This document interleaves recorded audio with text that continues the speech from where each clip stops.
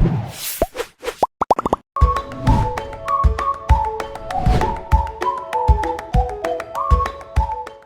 tangga penyanyi Tata Janeta dan Broto Seno tengah diselimuti cinta dan kebahagiaan. Ya, bagaimana tidak? Di usianya ke-38 tahun, Tata Janeta kembali dikaruniai seorang anak yang baru saja lahir pada 25 Juni 2021 lalu secara sesar. Kelahiran buah hati tercinta Tata dan Broto pun di luar prediksi mereka. Hari persalinan yang sebelumnya ditentukan pada 17 Juli mendatang terpaksa harus dimajukan lantaran Tata yang terlebih dulu mengalami kontraksi hebat di usia kandungannya memasuki 37 minggu. Maka inilah kisah Tata Janeta melahirkan di tengah masa pandemi dengan penuh perjuangan. Lahirnya sesar, berat badannya 2950, 2 kilo 950 gram. Terus lahirnya hari Jumat kemarin ya Teh ya, hari Jumat malam ya, jam 20.31 lahir, alhamdulillah. Alhamdulillah sehat, alhamdulillah. Kemarin udah di screening segala macam, di tes segala macam, saya nggak hafal nama-namanya, mungkin Mas Broto lebih hafal ya. Gitu, saya lagi fokus dengan rasa sakit, dengan kelenyengan segala macam. Saya nggak hafal apa aja yang dites, tapi sementara hasil semua bagus. Jadi rubinnya juga bagus katanya, di angka yang normal gitu. Kalau tingginya dia 50 cm kalau saya nggak salah ya. 50, berat badannya 2950. Dulu dokter tuh sebelum waktu pada saat saya cek terakhir di usia 36 minggu, dokter sempat bilang nih bayinya gede banget gitu. Di usia 36 minggu dia sudah mencapai 2,7 katanya. Ini nanti lahiran bisa 4 kilo, bisa 3, something gitu, bisa 3,5, bisa 3,8 gitu, gede banget gitu. Nah makanya pas di usia 37 itu dia lahir, alhamdulillah sih menurut dokter beratnya sudah memenuhi syarat lah untuk dilahirkan ke dunia gitu loh, secara berat badan ya gitu. Dan alhamdulillah ya paru-paru segala macam sih pas sudah dicek sih normal, alhamdulillah gitu. Karena memang bayinya besar gitu, cuman karena memang nggak tepat di tanggalnya aja, jadi dia cuma 2,950. Mungkin kalau tunggu 2 minggu lagi, 3 minggu lagi dia mungkin bisa kurang dari 4 kilo gitu loh. Tapi ya sudah, memang sudah takdirnya gitu. Jadi kita cek di minggu trimester ketiga pertama itu, dokter memprediksikan akan lahir insya Allah di tanggal 17 atau 10 Juli ya, 10 Juli atau 17. Nah kita akhirnya pilihlah tanggal 17 Juli gitu. Karena ya gimana ya, karena suami saya kan orang Jawa gitu, jadi agak sedikit main hitung-hitungan weton gitu ya kan. Ditemukanlah satu tanggal yang menurut kami terbaik, yaitu tanggal 17. Nah hari Sabtu tuh saya udah ada rencana untuk dokter, tapi di hari Jumat kontraksi saya tuh kuat gitu, gak berhenti dari malam. Sebetulnya saya ngerasain kok ini mules ya gitu, mules dan perut saya kayak papan gitu, keras banget gitu. Nah udah, tapi saya tahan, saya pikir biasa gitu. Udah pas pagi-pagi kok makin parah ya gitu, makin kenceng kayak mau pecah perut nih gitu.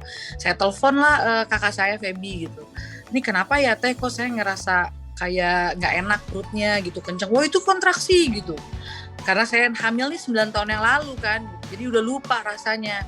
Terus Feby nyuruh saya untuk telepon ke dokter kandungan saya ya, Dr. Wiku. Saya telepon dan saya kasih tahu kondisi saya saat itu, dan dokter nyuruh saya langsung ke UIGD untuk langsung operasi sesar hari itu juga, sore hari. Nah, saya kaget dong, sebenarnya saya belum tanya suami, belum prepare, dan mental saya jujur saya nggak siap. Saya prediksinya bulan depan, kok tiba-tiba hari ini saya mesti sesar gitu. Tapi karena pas di USG ternyata kontraksinya tuh udah 4 menit sekali, dokter bilang nggak bisa gitu. Nggak bisa karena kamu ada sesar sebelumnya, mau jebol katanya rahimnya, kayak gitu-gitu ya. Jadi kan kita ya mau gimana ya gitu, kita pasrah gitu sama ketentuan Allah bahwa memang hari ini anak saya mesti dilahirkan.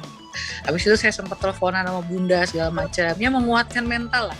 Sampai akhirnya saya ya udah bismillahirrahmanirrahim, mau nggak mau ini resiko, saya seorang ibu, saya harus terima segala resikonya, saya harus siap, hari ini saya harus operasi gitu. Dan akhirnya alhamdulillah lahirlah Erlangga gitu.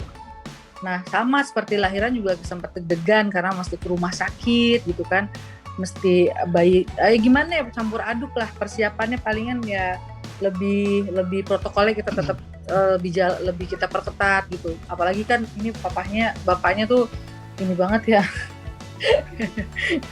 Bapaknya tuh teliti banget, jadi sampai semua bantal-bantal apa segala disemprotin, pas keluar rumah sakit juga sampai ditutupin bayinya. Ya kita menjaga gitu, bukan apa-apa, supaya hal-hal yang tidak diinginkan tidak terjadi kan gitu.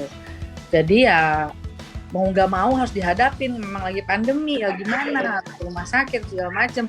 Ya kitanya yang harus mawas diri, kita yang harus jaga-jaga diri, jaga bayinya dengan baik kan gitu aja. Sambil kita tetap berdoa, bismillah, semoga Allah selalu menjaga kami semua, kita semua, kalian semua warga Indonesia, pokoknya semuanya dijaga deh dari wabah ini gitu, dari pandemi ini gitu.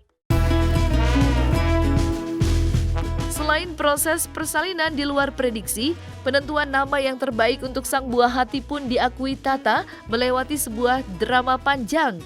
Akhirnya, Tata Janeta dan Brotoseno pun sepakat memberi nama putranya Raden Erlangga Danendra Brotoseno.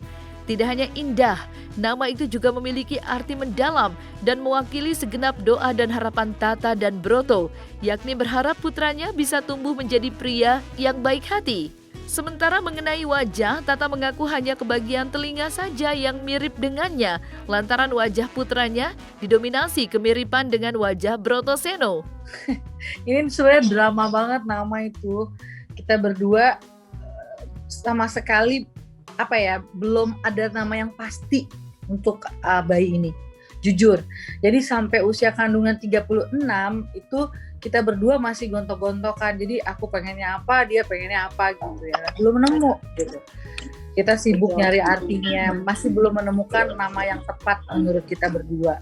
Belum, tapi udah ada nama-nama dari Mas Broto kayak sebagian kita ada catat di kertas gitu, tapi belum ada yang pasti. Nah, karena malam itu saya harus dioperasi, jadi mau nggak mau akhirnya ditentukanlah nama tersebut. Sehari sebelumnya sih kita sempat ngomong gitu, sehari sebelumnya ini aja gitu. Tapi masih ada beberapa pilihan. Tapi Erlangga itu salah satu pilihan yang nomor satu buat kita gitu.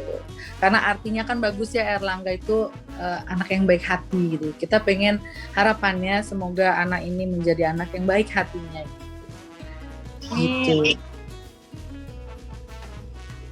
Artinya itu sih. Raden, kalau Raden, arti Raden karena suami saya kan ada turunan gitu ya, dari ya silsilahnya ada gitu, jadi dia anaknya juga ngikutin bapaknya, ada Radennya. Erlangganya artinya baik hati gitu. Erlangga, Raden, Erlangga, Danendra itu dari nama pewayangan. Dia seperti kayak raja-raja gitu, pengawal gitu, pokoknya perkasa lah ibaratnya gitu. Nah, kalau Brotosenonya yang ngikutin papanya. Jadi mudah-mudahan anak ini menjadi seorang bangsawan yang baik hati dan berani gitu. Ya memang ya 80% mirip saya semua. Makanya dari kemarin sampai sekarang tadi pagi pun masih ya lucu-lucuan lah sama Tata. Masih saya senang dengan foto terus tiap pagi. Wajahnya mirip saya, dia nggak tahu, mungkin saya kasih aja kan. Di Erlangga saya kasih kupingnya lah Tata. Ya alhamdulillah, yang penting bisa begitu. Yang penting Erlangganya sehat. Dia kemarin kita keluar rumah sakit, kita sudah observasi semuanya, fisiknya, pendengarannya, kemudian hal-hal lain. Banyak dokter jelaskan ke kami, alhamdulillah so far semuanya dalam keadaan. Itu aja yang bisa saya sampaikan. Kehadiran Erlangga selain menjadi anugerah terindah dalam rumah tangga Tata dan Broto, juga menambah cinta dan kebahagiaan di tengah keluarga besar mereka. Menyadari anak adalah amanah dan titipan dari sang pencipta untuk dirinya, Tata pun sejenak mengurangi kesibukannya di dunia musik dan fokus membesarkan dan mengurus buah cintanya. Kalau aku sih saat ini fokus di anak dulu ya, karena suami juga suruh saya untuk fokus sama anak aja dulu gitu. Tapi tetap kalau misalnya ada yang bisa saya kerjain, ada yang tidak mengganggu waktu sebagai seorang ibu, ya saya jalanin gitu. Misalnya ada nyanyi nih di mana cuman sekitar 1 jam, ya mungkin saya bisa gitu. Ya kita pintar-pintar lah. Mas Broto juga tidak melarang saya untuk tetap beraktivitas seperti biasa. Tapi karena sekarang kan lagi pandemi ya Mas, jadi memang semua musisi semua nggak terlalu bekerja sih sebetulnya. Tapi kalau misalnya nanti ke depannya gitu, Mas Broto tidak melarang saya, cuman tidak juga melupakan tugas saya sebagai seorang ibu, itu aja sih gitu. Jadi sambil berjalan aja.